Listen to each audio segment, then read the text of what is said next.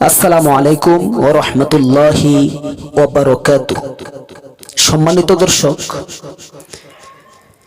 মৃত্যুর পর তিনটি জিনিস কাজে লাগে।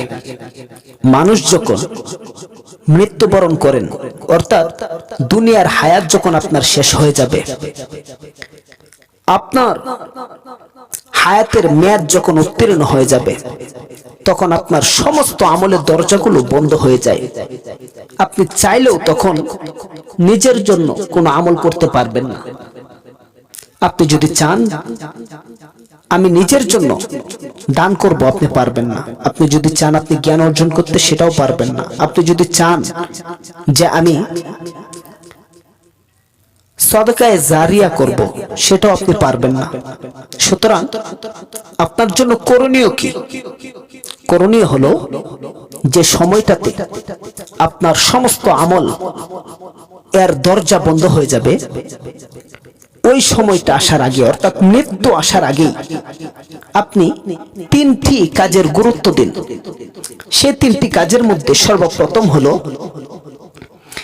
আপনি ওই জ্ঞান অর্জন করুন যে জ্ঞান দ্বারা আপনি নিজে উপকৃত হতে পারেন দুনিয়া ও আখিরাতে। আর ওই সমস্ত জ্ঞান হলো কোরআনের শিক্ষা, হাদিসের শিক্ষা এবং ইসলামের ভিতরে পুরোপুরি ঢুকে যাওয়া, ইসলাম সম্পর্কে জ্ঞান অর্জন করা। ওই জ্ঞানে আপনি অর্জন করবেন যে জ্ঞান দ্বারা আপনি নিজে উপকৃত হতে পারবেন দুনিয়া ও আখিরাতে, এক নাম্বার। আর দুই নাম্বার হলো সদকায়ে জারিয়া করা, অর্থাৎ একটা রাস্তা খুব খারাপ, ভাঙাচোরা রাস্তাকে আপনি বেশি করে না পারলেও আপনি একটা কোদাল দিয়ে কমপক্ষে ভাঙা রাস্তাটা সমান করে দিলেন। অর্থাৎ একটা রাস্তার কাজ যদি আপনি করেন, আপনি থাকবেন না, কিন্তু যতদিন এই রাস্তায় মানুষ চলাফেরা করবে, আপনি মরে গেলেও সদকায়ে জারিয়া হিসাবে আপনার আমলনামায় সেই সব পৌঁছতে থাকবে।